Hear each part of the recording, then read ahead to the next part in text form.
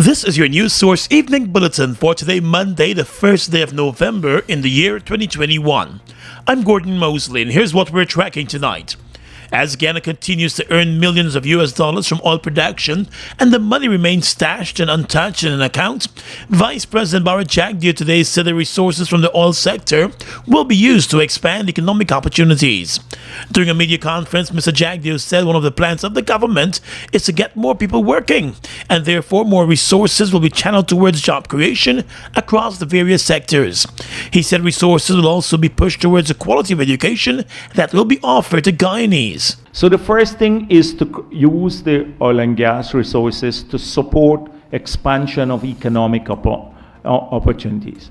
Secondly, world-class education. Thirdly, world-class health care.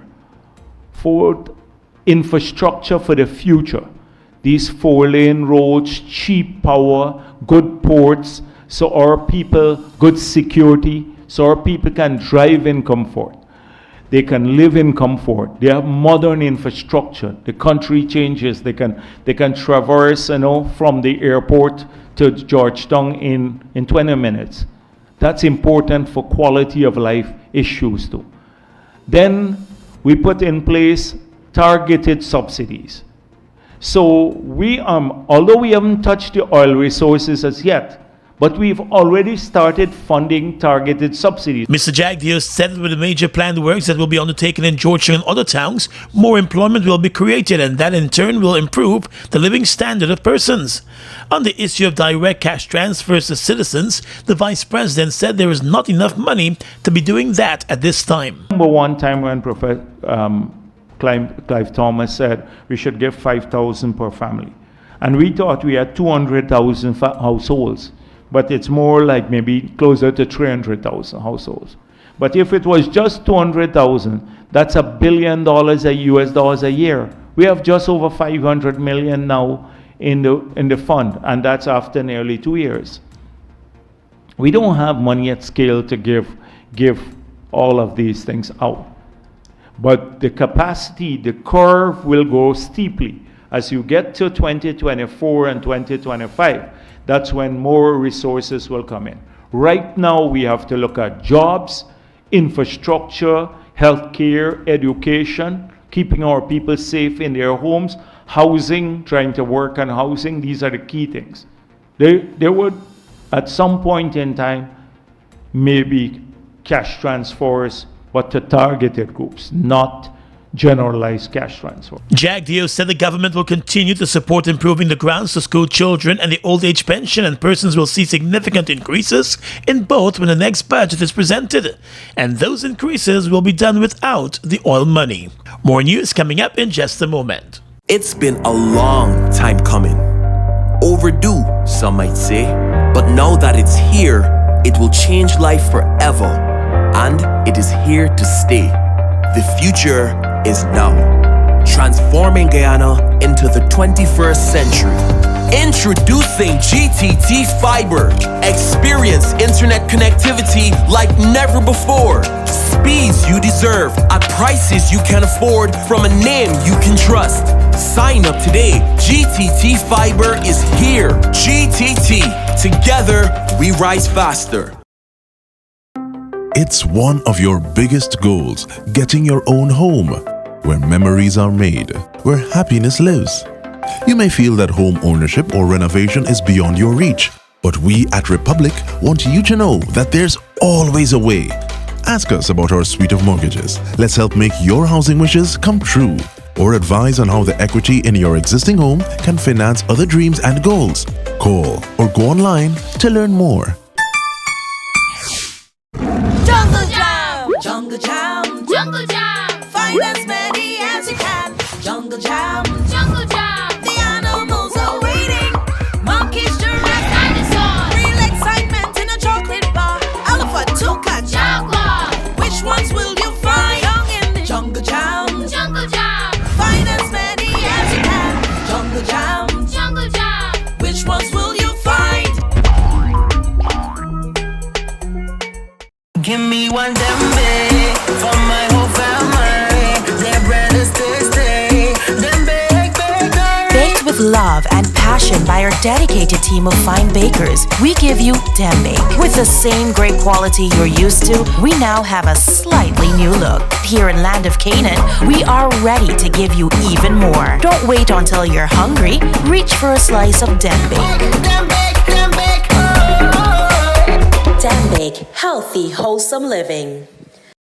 We've got exciting news! All 12-ounce yellow cab Buster are now only $100. Buster, live in Come full get color. your Buster, $100. Come get your Buster, $100. Mobile Delvac and all other mobile lubricants are distributed by Salt Guyana Inc. Mobile Delvac and all other mobile lubricants are distributed by Salt Guyana Inc. Alana! Oh my gosh, it's so great to see you. You must have heard. That's why you're here at GPL. The great news, GPL's 22 for 22. I absolutely did hear. They're giving away supermarket vouchers worth $25,000 to 22 customers. Isn't it just awesome how GPL is giving back to the community, though? For sure. But you know what you need to do? You need to ensure your account is completely settled, while prepaid customers need to purchase credit during the promo period, and make sure that you ask for that coupon. Nobody's left out. GPL's 22 for 22. Promotions run October 1 through October 15th.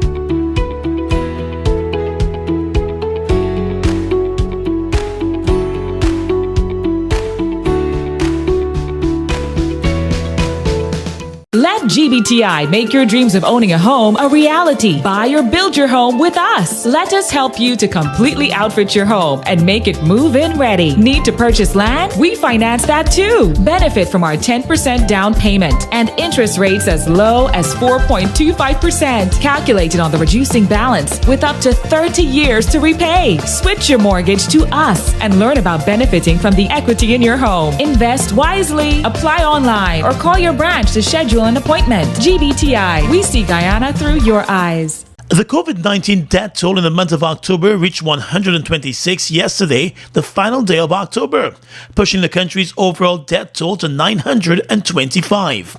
The Ministry of Health reported that the number of active cases remain high, with over 2,800 active cases in the country.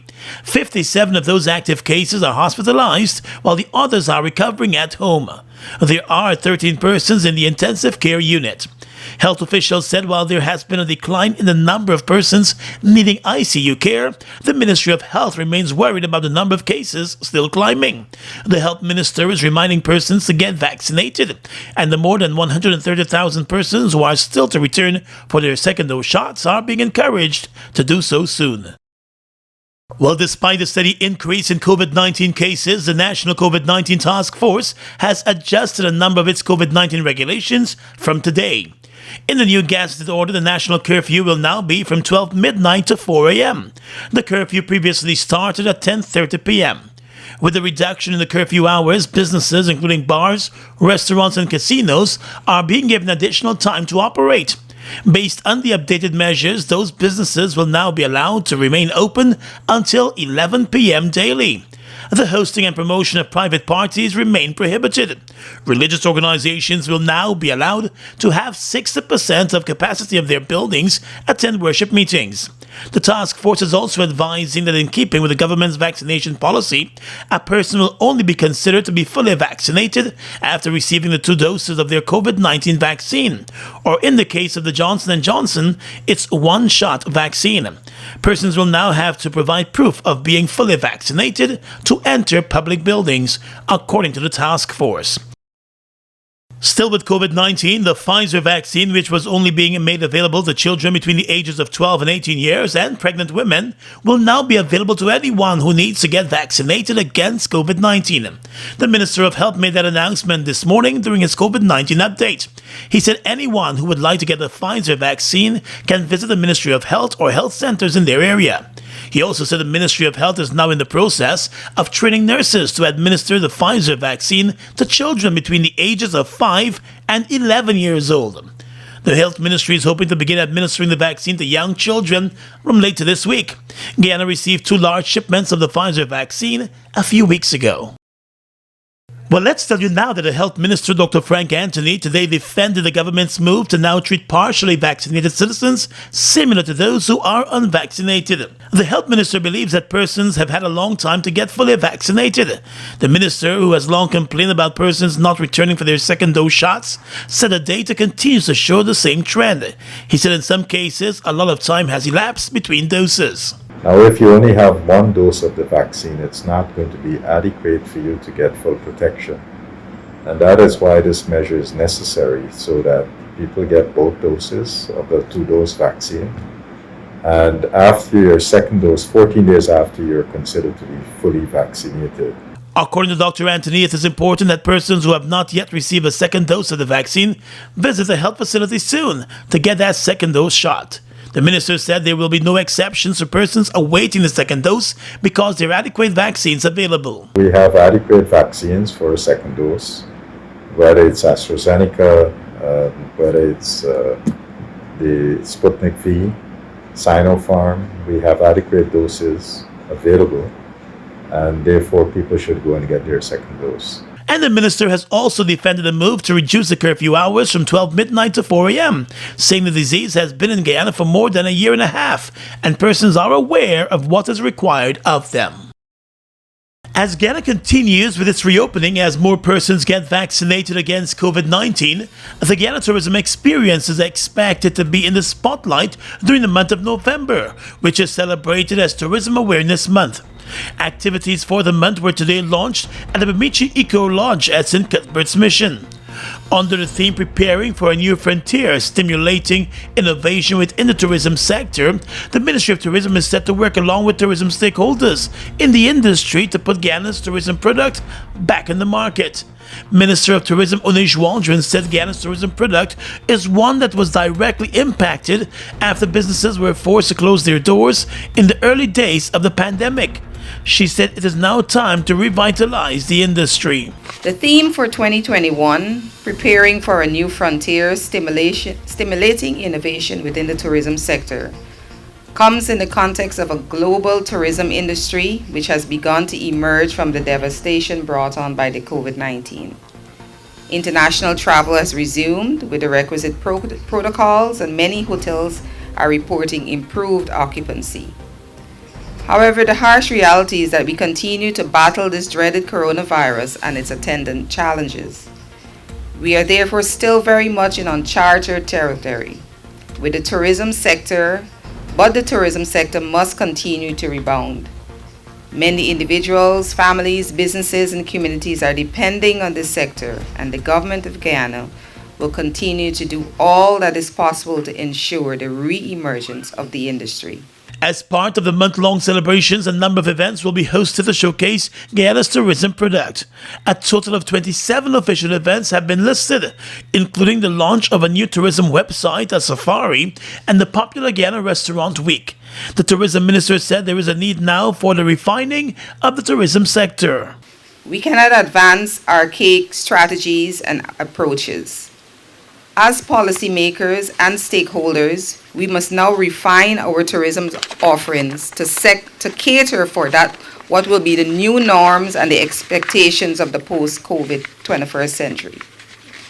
We have therefore embarked on a series of strategic initiatives aimed at transforming our tourism sector. And she also lauded community-based tourism and investments into small hotels and lodges. These community-owned and led products are an indispensable component of the integrated strategy that we have for tourism in Guyana. And we consider them to be just as important as the internationally branded hotels that we're seeking to attract to our country, 4 of which are already in the advanced stages of development. Our integrated strategy to make Guyana a leading destination in the Americas for conventions, conferences, and sporting events, and we envision that visitors to Guyana will wish to take the opportunity to stay that extra day the extra weekend or even an extra week to unwind and experience what communities like this in cupboards have to offer to the world. The local tourism sector was hit hard by the pandemic and is now on a slow recovery. Players in the sector have welcomed the lifting of some of the COVID-19 restrictions, since that is now allowing persons to safely visit their facilities. Turning now to the agriculture sector, amid growing complaints against the Chief Executive Officer of Kaisuko, Sesnarayan Singh, Vice President Bharat Jagdeo today stopped short of saying whether there will be another change in management, but he promised that there will be a strategic shift at the sugar company. Just after the new government was sworn in last year, Sesnarayan Singh was appointed to the position of CEO, and he promised at the time to make sugar sweet again. But staff members on the Singh continue to complain about what they see as his bitter management style. On Sunday, a senior staff member at Kaisuko published a letter in the press accusing Singh of being arrogant and dictatorial. Mr. Singh has also come under heavy criticism for shouting at employees who reportedly disagree with his position or if they make a suggestion that he's not comfortable with. A number of those employees with decades of service at the Sugar Corporation have since resigned. Several employees were also sacked for not carrying out the instructions of the CEO. Many of those instructions reportedly did not conform with the company's decades-old traditions. During a press conference today, the vice president was asked whether he has taken note of the complaints against Singh and whether the government is satisfied with his performance. Clearly, whether the CEO stays or not, we have to strengthen management and outcome and investments. And we're looking now at bringing greater private involvement in the sector. We are looking at some also strategic shifts in some of the areas. Earlier this year, Sesnarayan Singh also came under fire from sugar workers for saying that the company cannot pay money it does not have. That statement sparked protests in the sugar belt. Singh's salary, benefits and work output were also under scrutiny earlier this year by the parliamentary opposition. Having considered what is taking place at Kaisuko, Jagdeo is adamant that there needs to be stronger management at the sugar company. Now clearly we have to strengthen management at Kaisuko. That is without doing an assessment of the performance of the CEO or not. I've had less of an interaction with the sector from a management perspective in the last several months. The PPP civic government has been promising to turn around the fortunes of the ailing sugar company, which continues to use up billions of taxpayers' money annually to survive. Farfan and Mendes is committed to promoting development through quality, service, and integrity. Customers are guaranteed genuine products, reliability, and excellence in service. Their corporate head office at Providence affords you the added convenience of a spacious showroom with secured parking. Farfan and Mendes continues to offer their valued customers a wide range of genuine and affordable German-engineered equipment. They're leading the way in clean, green alternative energy solutions with industry-leading brands of solar equipment. So visit their showroom at Providence and enjoy efficient and courteous service. Farfan and Mendes, offering you solutions you can depend on. Mobile Special and all other mobile lubricants are distributed by Sol Guyana Inc. Mobile Special and all other mobile lubricants are distributed by Sol Guyana Inc. It's one of your biggest goals, getting your own home, where memories are made, where happiness lives. You may feel that home ownership or renovation is beyond your reach, but we at Republic want you to know that there's always a way. Ask us about our suite of mortgages. Let's help make your housing wishes come true. Or advise on how the equity in your existing home can finance other dreams and goals. Call or go online to learn more. We've got exciting news! All 12-ounce yellow cab Buster are now only $100. Buster, live in Come full get color. your Buster, Buster $100. Come get your Buster, Buster $100. We are legions of men standing strong, but never too proud to stoop and help someone. We must send a clear signal to all. Do right. Walk in upright ways, knowing that's what being a man is all about. And ever aware that things will only get worse when good men do nothing. Stand strong. Be the one to live right. It's been a long time coming. Overdue, some might say. But now that it's here, it will change life forever. And it is here to stay. The future is now. Transforming Guyana into the 21st century. Introducing GTT Fiber. Experience internet connectivity like never before. Speeds you deserve at prices you can afford from a name you can trust. Sign up today. GTT Fiber is here. GTT. Together, we rise faster. Fuel it up and drive, super 95 to the. Fuel it up and drive, super 95 to the. Protect your fuel system, boy. High mileage and performance, boy. Guy Oil Super 95 gasoline gives you more reasons to drive and is available at 56 service stations nationwide. For affordable price, high performance, and high mileage, choose Guy Oil's Super 95 gasoline. Fuel it up and drive.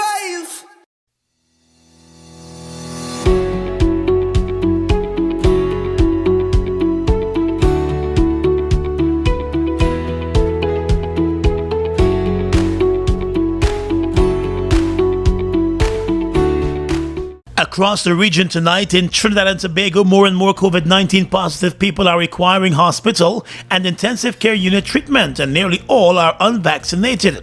As of yesterday in Trinidad, only 3 ICU beds were available, but there were 7 new patients in need of ICU care.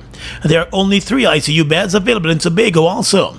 This is according to Dr. Mariam Abdul Richards, the Principal Medical Officer for Institutions. Speaking during a Ministry of Health virtual press conference in Trinidad, the official said persons are rushing into the Accident and Emergency Department severely ill. She also warned that if the trend continues, Trinidad and Tobago resources in the parallel healthcare system would become expanded.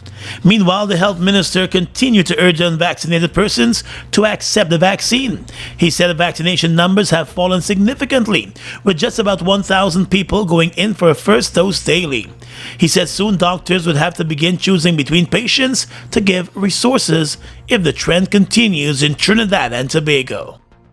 Barbados' Prime Minister Mia Mottley delivered a stark warning on the effects of a rise in global temperature on countries like hers at the COP26 climate conference in the United Kingdom. Prime Minister Mottley encouraged other countries to commit to fighting climate change, saying that a 2-degree rise in temperature would be a death sentence for island nations due to rising sea levels and more extreme weather.